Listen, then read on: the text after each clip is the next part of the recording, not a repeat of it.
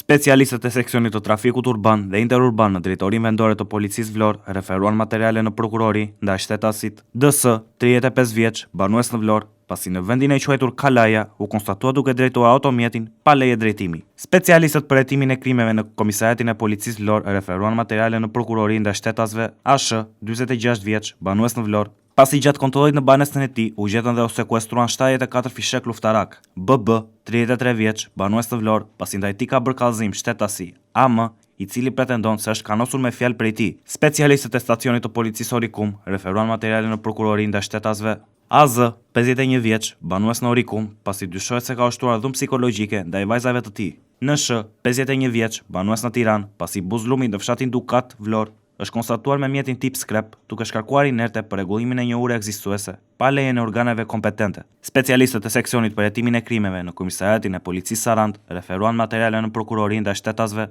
RS, 37 vjeç dhe JL, 70 vjeç, banues në Sarandë, pasi në rrugën Mitat Hoxha, në afërsi të një subjekti për motive të dobta, kanë goditur njëri tjetrin duke i shkaktuar dëmtime të lehta. Materiale procedurale i referuan prokurorive përkatëse në Vlorë edhe Sarandë për veprime të mëtejshme.